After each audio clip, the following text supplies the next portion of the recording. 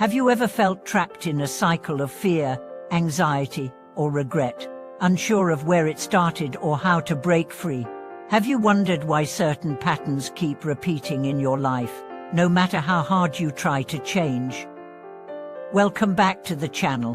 In today's deeply introspective episode, we explore the intricate and often mysterious workings of karma through the wise and compassionate teachings of Elder Master Mengcan.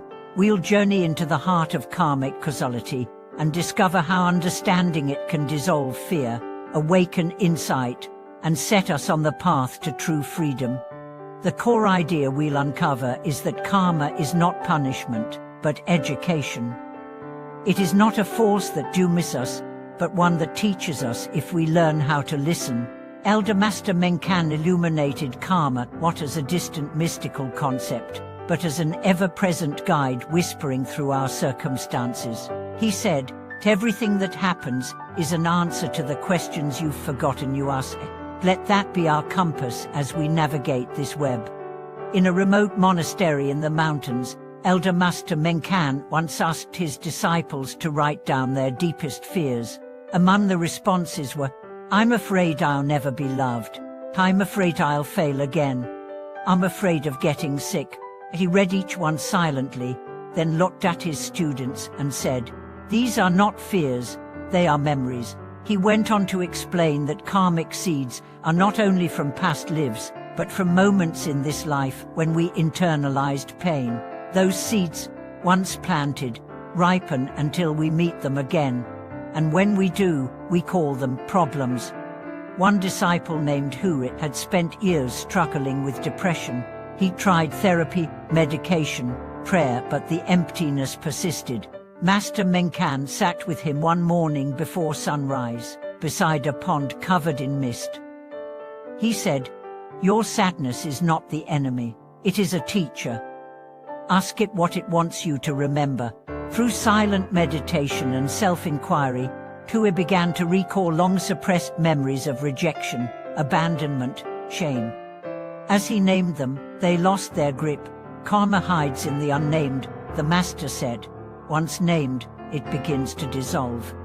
In Buddhist understanding, karma operates through cause and effect, not in a simplistic or linear way, but through intricate networks of intention, action, and result. A single thought can initiate a chain reaction, especially when driven by strong emotion. That's why Elder Master Mengcan urged practitioners to examine not just their actions, but their motives. The karma is not only in what you do, he taught, but in why you do it. He once told the story of a man who gave money to a temple, but inwardly hoped for recognition.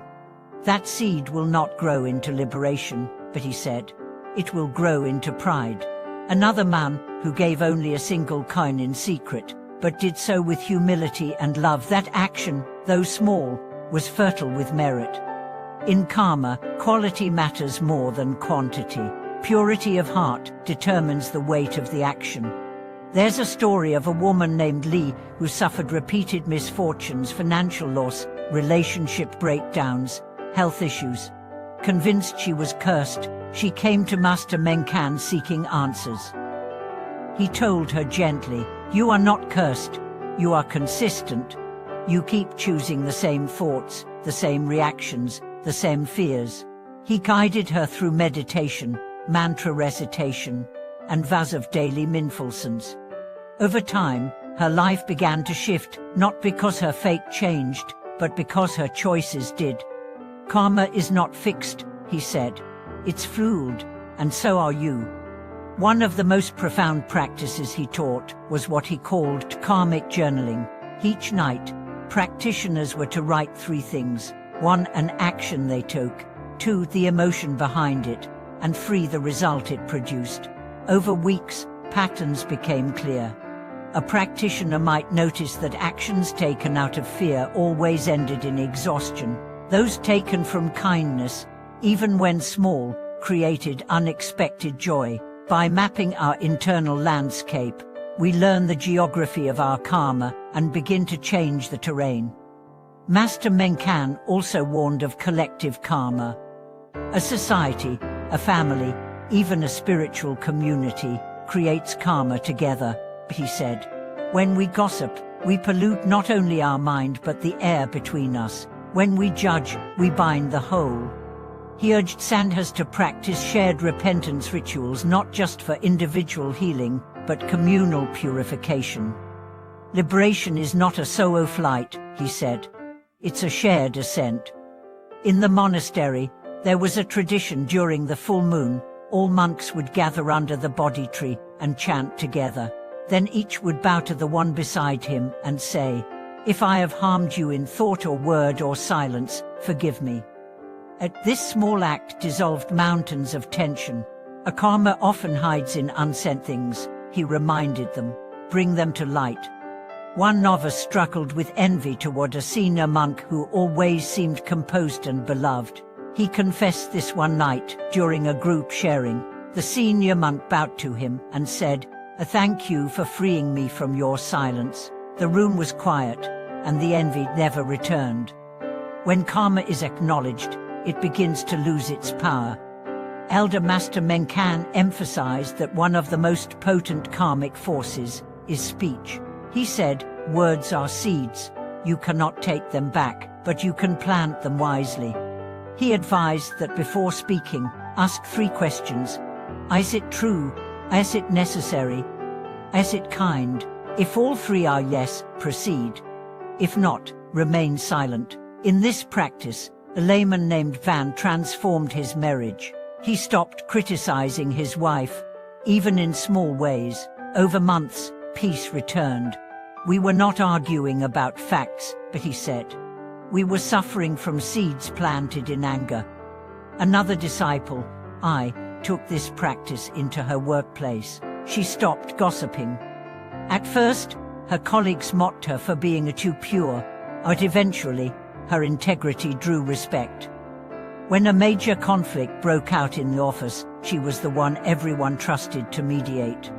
Karma is reputation written in energy, the master said. You carry it into every room.